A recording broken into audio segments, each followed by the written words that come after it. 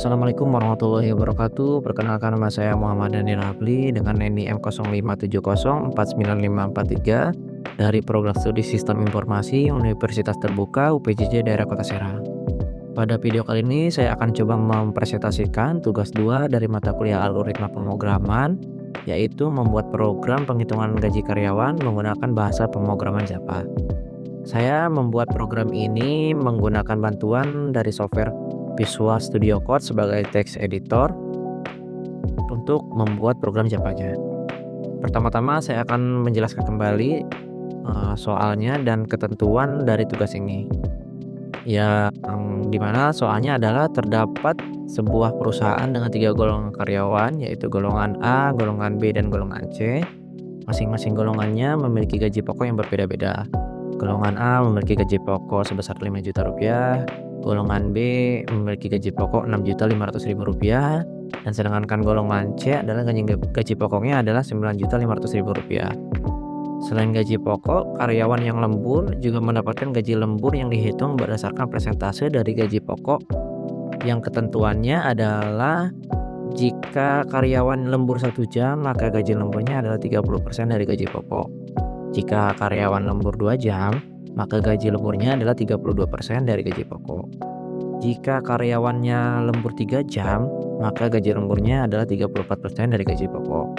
Jika karyawan lembur 4 jam, maka gaji lemburnya adalah 36% dari gaji pokok. Jika karyawan lembur 5 jam atau lebih, maka gaji lemburnya adalah 38% dari gaji pokok. Input pada program kali ini adalah golongan karyawan dan jumlah lembur, sedangkan outputnya adalah rincian gaji lengkap termasuk total penghasilan yang merupakan penjumlahan gaji pokok dan juga gaji lembur. Sekarang mari kita beralih ke Visual Studio Code untuk menampilkan program Java yang telah saya buat. Nah, di sini sudah saya buat keseluruhan untuk program Java-nya. Nah, di sini saya menamakan filenya dengan gaji karyawan.java. Bisa diperhatikan di bagian paling atas terdapat perintah import java.util.scanner. Jadi perintah ini digunakan supaya program bisa menggunakan kelas scanner untuk membaca input dari keyboard. Kemudian kelas gaji karyawan dan method bank. Jadi method bank ini merupakan bagian awal yang dijalankan saat program Java nantinya dieksekusi. Di dalam method bank ini saya membuat objek scanner dengan nama input yang digunakan untuk menerima input dari pengguna. Selanjutnya kita masuk ke bagian input program. Jadi di program ini nantinya ada 2 data input yang harus dimasukkan oleh pengguna, atau data input ini nantinya akan dimasukkan oleh pengguna untuk melakukan input golongan karyawan beserta gaji lemburnya. Nah, di program ini saya menggunakan sistem outprint, kemudian nanti inputnya dibaca menggunakan input.next. Saya juga menambahkan metode toUpperCase, jadi nantinya programnya dapat tidak membedakan huruf kecil ataupun huruf besar yang diinput oleh user.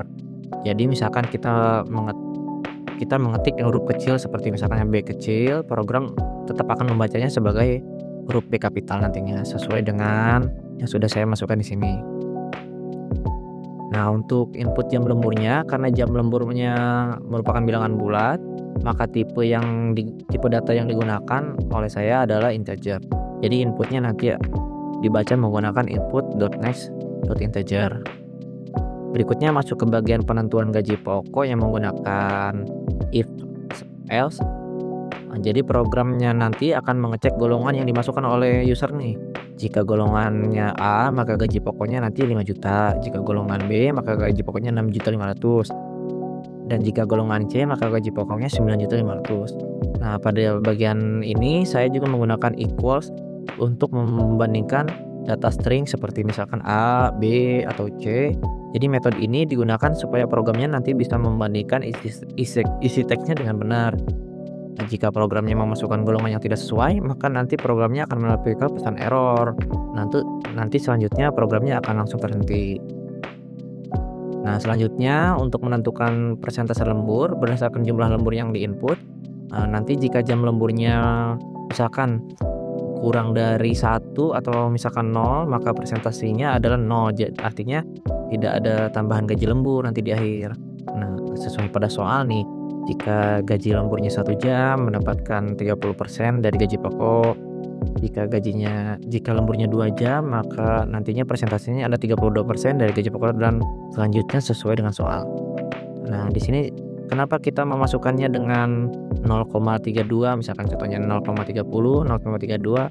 Nah, jadi di sini karena persentasenya disimpan ke bentuk desimal supaya bisa langsung dikalikan ya. Nah, setelah persentasenya didapat, nanti programnya akan menghitung nih gaji lembur dengan gaji pokoknya dengan cara mengalikan gaji pokok plus persentase lembur menggunakan operator perkalian nih di sini. Nah, nanti kemudian total penghasilannya dihitung menggunakan operasi penjumlahan gaji pokok dan gaji lembur menggunakan operator penjumlahan tentunya nih. Nah, terakhir untuk outputnya hasil perhitungan nanti ditampilkan menggunakan kombinasi sistem out println dan sistem out printf. Jadi saya menggunakan kedua metode ini agar nanti hasil outputnya bisa lebih rapi dan lebih enak dilihat ya, supaya lebih mudah dibaca juga. Nah, sekarang kita coba jalankan programnya ya. Di sini kita masukkan misalnya golongannya B. Nah, kita masukkan gaji lemburnya adalah misalkan 4 jam.